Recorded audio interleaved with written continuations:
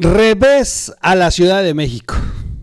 La Suprema Corte de Justicia, sí, esta corte que vamos a perder, esta corte que se está extinguiendo, que ya está como un cadáver agonizando, esa corte aún tiene energía para dar las últimas batallas.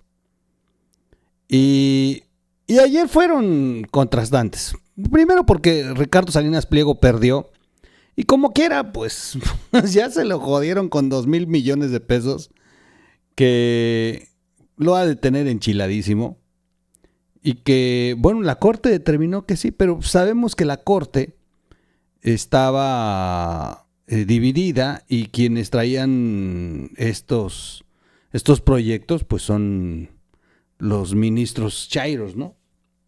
Y bueno, finalmente, si es culpable, pues le va a tocar pagar. Pero si no es culpable, como él ha argumentado, bueno, pues caro le han salido sus enfrentamientos con el gobierno. Esa fue la noticia mala. Y además ya no tiene para dónde, ¿eh? Es la última instancia, es una sentencia. Ricardo Salinas Pliego perdió ayer. Pero quienes ganaron fueron los de las aplicaciones, los repartidores. Resulta que el gobierno de la Ciudad de México había impuesto un impuesto. Había impuesto un impuesto. Pues por eso eran impuestos. Del 2%, con el pretexto de cobrarles porque usan la infraestructura de la Ciudad de México para su negocio. Y algunos argumentan que es válido, que aporten, y otros argumentan que esa infraestructura se pagó con los otros impuestos. O sea, esos mismos repartidores pagan IVA, pagan indirectamente o directamente. O sea, ellos ya pagaron impuestos junto con todos los demás ciudadanos, y la infraestructura se construye y se mantiene con esos impuestos.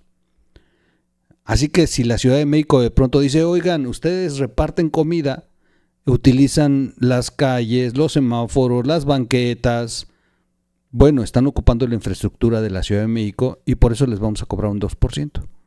Algunos piensan que entonces este es un doble impuesto, como del que se queja Claudia Sheinbaum que les están imponiendo a nuestros paisanos. Así que lo que criticamos en Estados Unidos, nos hacemos tarugos en México. Y bueno, en aquel momento que se impuso esta carga tributaria del 2%, pues las aplicaciones se fueron al amparo. Porque sí consideran que pues es gandalla, ya de por sí están pagando.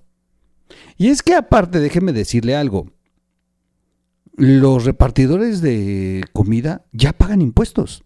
O sea, ya de por sí pagan impuestos. Y las aplicaciones pagan impuestos.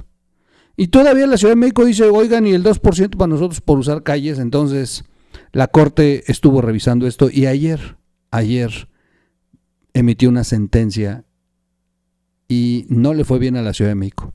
Perdió la Ciudad de México y me da gusto que esta Suprema Corte en sus últimos momentos de vida todavía tenga energía para dar los últimos zarpazos de justicia.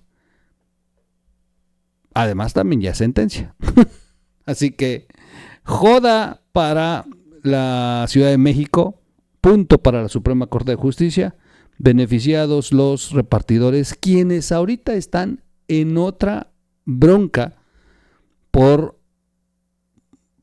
esta ley que trae truco detrás de ella. Pero platicamos que, por cierto, además tomaron la Reforma y otras avenidas y vimos lo que pasó. Regreso y les cuento.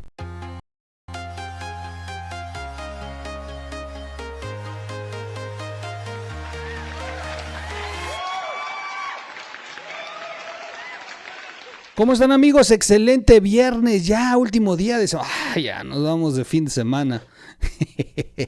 No se pierdan las recopilaciones que hace Rocco. No se la pierdan, son buenísimas.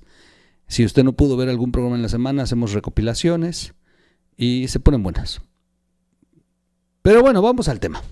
Vamos al tema de inmediato. La Suprema Corte de Justicia de la Nación, esta corte que ya se está extinguiendo, le dio un zarpazo a la Ciudad de México. De hecho, voy a poner la publicación de la propia Corte, la vamos a tener en pantalla, y les leo rápido la nota y luego entro a los comentarios.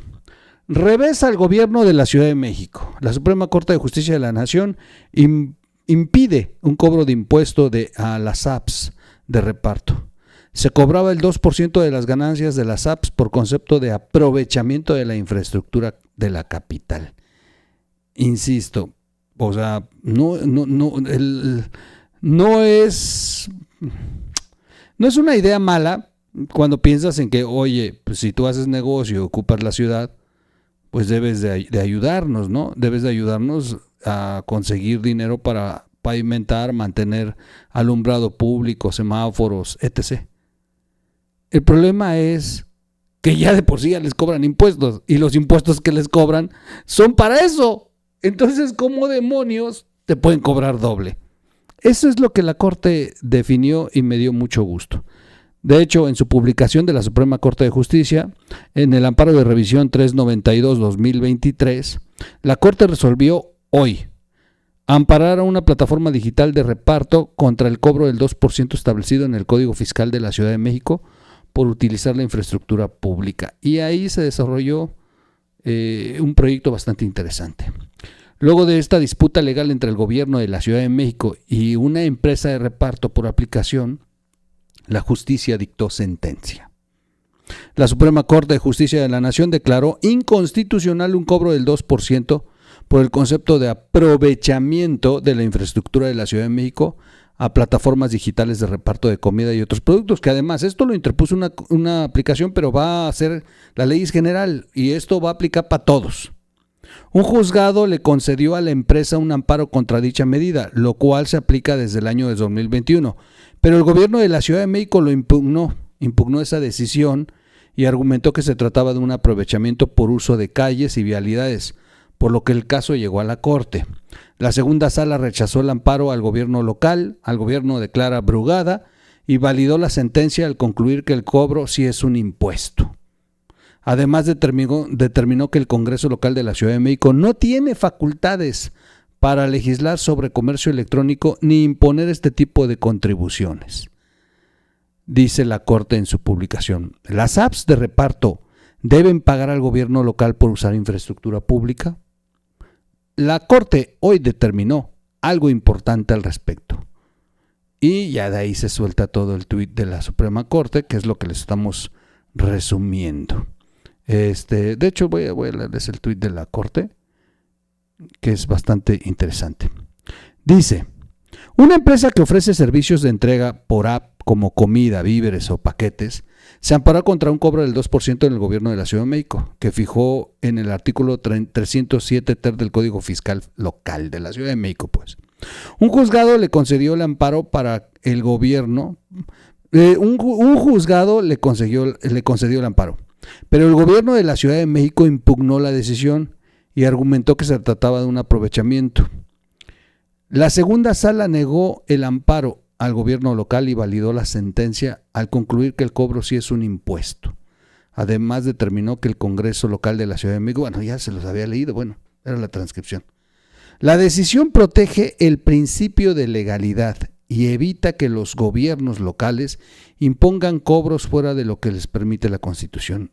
Sí, O sea, el gobierno de la Ciudad de México ya estaba haciendo una ley como Varguitas, como Vargas, el del infierno. Dijo, no, nosotros nos hacemos nuestra ley y vamos a cobrar estos impuestos por rodar con sus motos en la vía pública, impuesto, papá.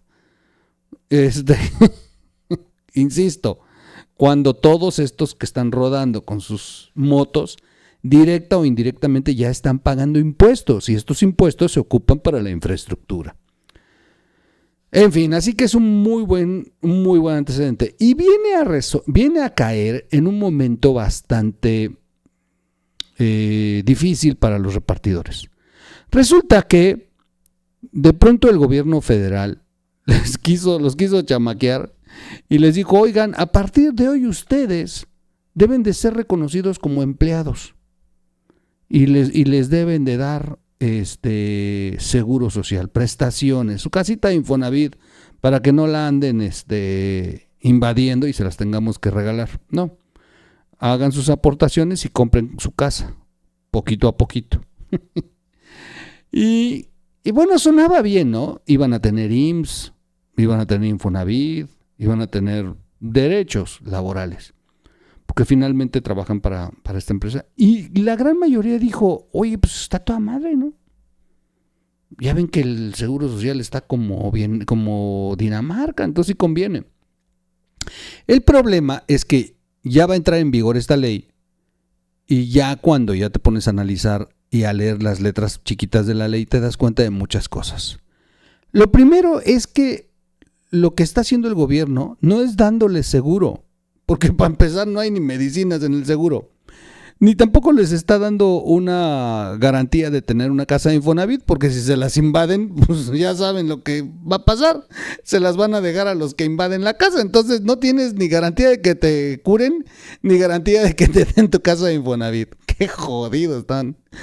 Entonces, lo que está haciendo el gobierno originalmente es metiéndolos a todos en un padrón de contribuyentes para que paguen impuestos. Oh, es una chulada. Dijo el gobierno, ¿cuántos andan en moto repartiendo? Miles, cientos de miles. Resulta que ya se convirtió en una de las actividades laborales más importantes de los últimos tiempos, pues. A partir de la pandemia, el trabajo de reparto se convirtió en una de las principales actividades empleadoras, imagínense, de las ciudades. Y esto en todo el mundo, pero en México ha sido brutal. Y dice el gobierno, ¿y por qué? ¿Y pagan impuestos? No, pues pagan impuestos, papá.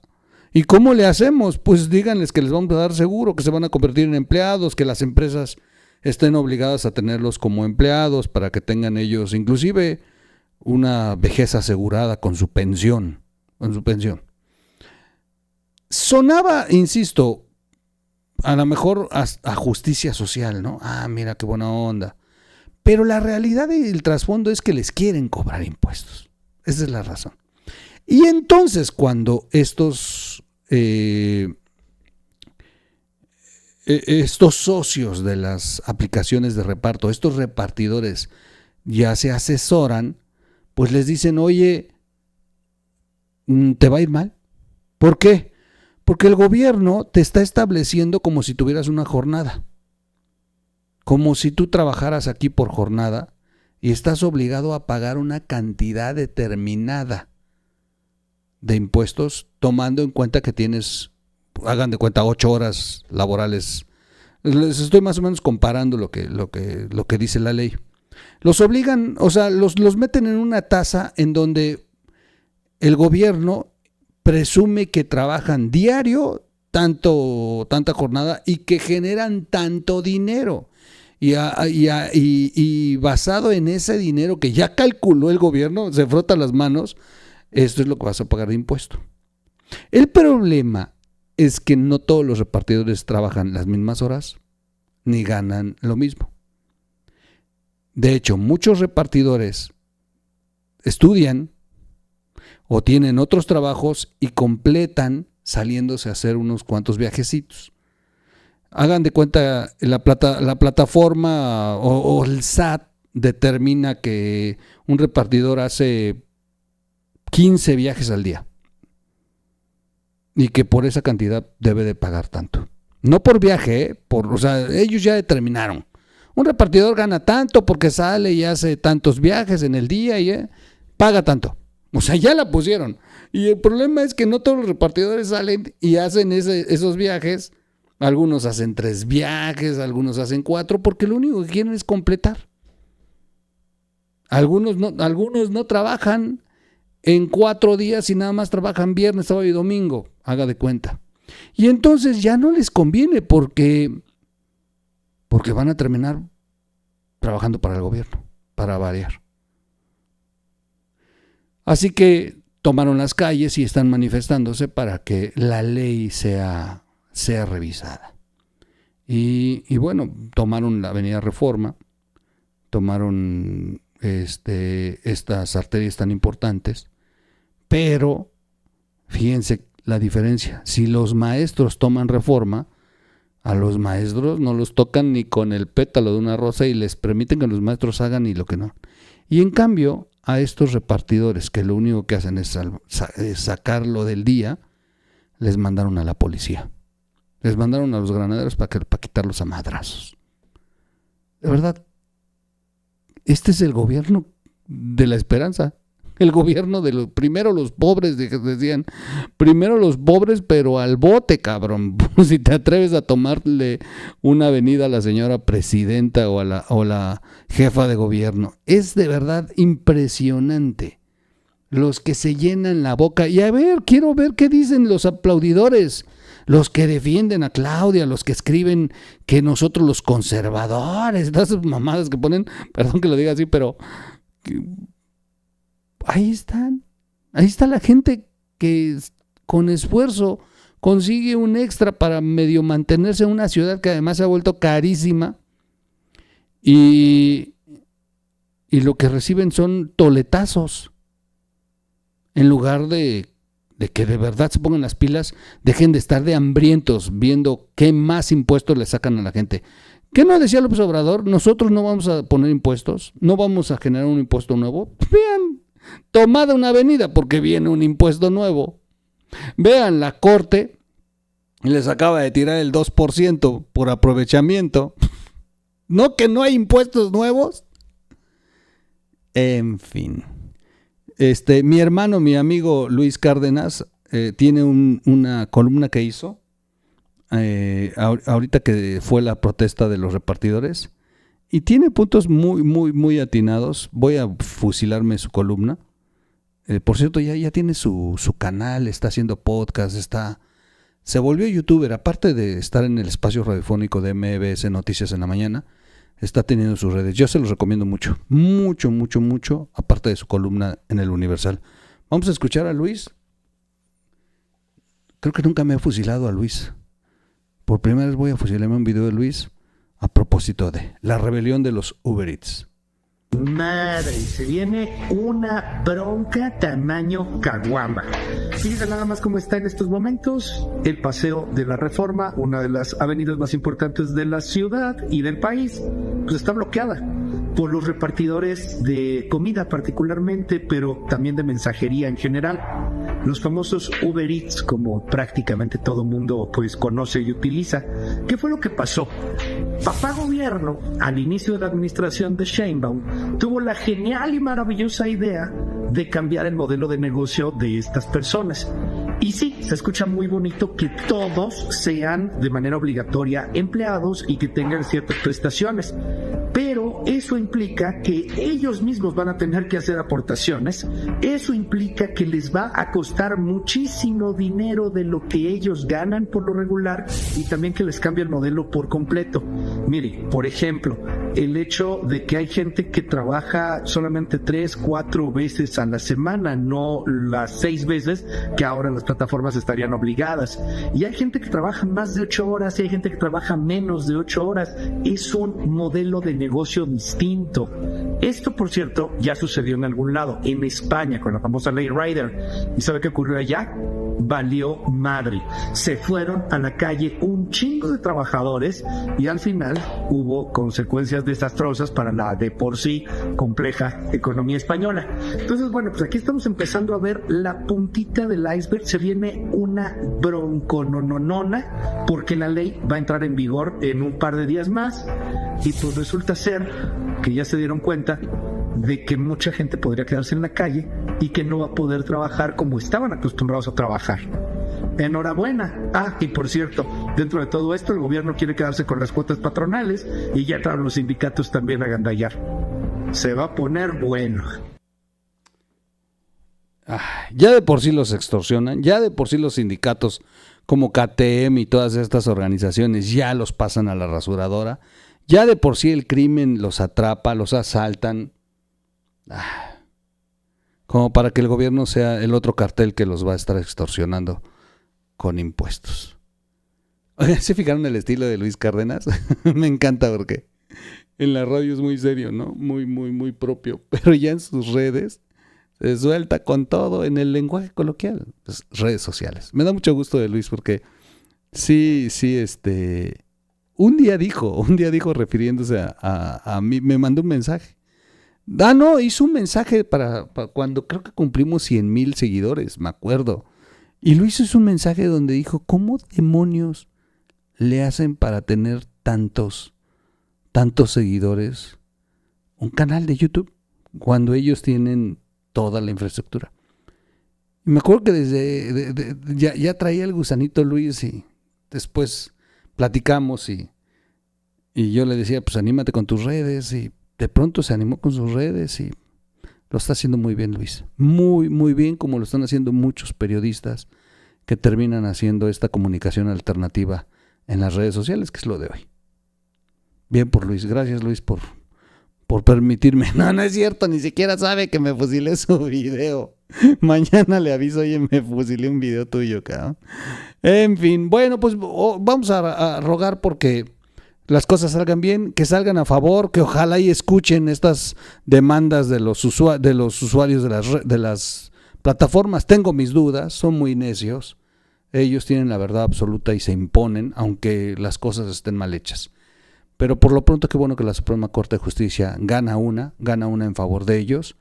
Y bueno, ya me imagino Clara Brugada, la encabronada que tiene si ya se hacía y se frotaba las manos por el jugoso negocio del 2% que le iban a cobrar a cada uno de los repartidores en esta ciudad. Impresionante. En fin, suscríbase al canal, dele click a la campanita, comparta el video, comenta el video, dele like o dislike y nos vemos en un siguiente podcast. Los voy a dejar con un video de Carlos Loret. Sigue el tema de que está denunciando el acoso de la presidenta, el acoso a latinos. Hicimos un video, no se lo pierdan. ¿Qué mensajote, qué mensajote? Pero bueno, sigue Carlos insistiendo en este tema. Los dejo un video muy rápido y hay que apoyar estos medios porque es Latinus, es Mau de León, es así. Y en los estados ya ven lo que está ocurriendo: Puebla, Campeche, Jalisco. Dios quiera no sea el siguiente Oaxaca. Vámonos, los dejo con Carlos Loret. Hoy la presidenta de México puso su firma en lo que ha sido una semana de acoso personal incesante del régimen contra el equipo de Latinus y contra mí. Hoy se cumple una semana de que el gobierno de Claudia Sheinbaum empezó a orquestar una campaña de ataque y hostigamiento a partir de nuestra cobertura en Los Ángeles. Primero mandaron a sus youtuberos, a sus propagandistas, a insultarnos, a hostigarnos, a tratar de interrumpir nuestro trabajo, a agredirnos, en síntesis, a provocar al equipo de Latinos. Se quedaron literalmente a unos centímetros de la agresión física, porque eso es lo que sigue. Esto no había sucedido ni en los peores tiempos de López Obrador. Pero estos son los que dicen que ellos no incitan a la violencia. Estos son los que dicen que respetan la libertad de expresión. Y segundo, empezaron a circular la versión de que todo era un montaje, que si yo había fingido que había gases lacrimógenos, que si no estaba ahí en el lugar. Le presentamos las imágenes, las hemos divulgado ampliamente, con granadas aturdidoras explotándonos a unos metros. Nosotros agachados fundamentalmente porque no traíamos equipo de protección y no queríamos que nos pegara una de estas balas de goma. Los gases lacrimógenos hacían toser a todo el equipo y a todos los que estaban a nuestro alrededor. Bueno, incluso el sujeto de la 4T que mandaron a acosarnos y a insultarnos tenía tapada la boca por los gases lacrimógenos. Mire, es lamentable que tengamos que llegar a esto.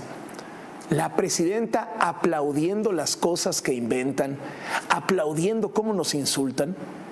Pero a ustedes sí se los tenemos que aclarar. Las mentiras del gobierno son un descaro. El acoso personal debería darle vergüenza a la presidenta, pero no. Hoy toda esa operación de hostigamiento contra Latinos y contra mí es proyectada y festejada por la presidenta en la conferencia mañanera como para dejar muy clara su firma. Sí, fui yo. ¿Y qué? Porque bastaría una palabra de la presidenta para que todo esto se acabara.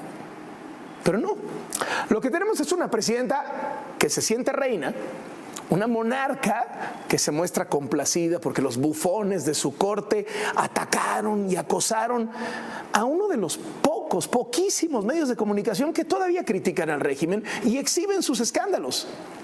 Oiga, nosotros no hemos insultado a la presidenta, no lo necesitamos, ¿eh? Los cuestionamientos están documentados, nunca hemos mandado a nadie para que la increpe en sus recorridos. Para nosotros esto no es personal, es nuestro trabajo como periodistas. Si hay un escándalo de corrupción, si hay un escándalo de fraude, oiga, es nuestro deber revelarlo. Pero la presidenta no nos aguanta.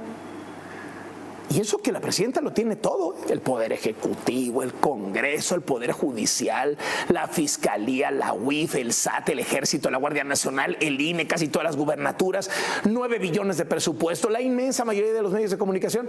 Y sin embargo, la que se siente reina no soporta a latinos. La monarca no soporta una plataforma de internet. ¿Sabe qué?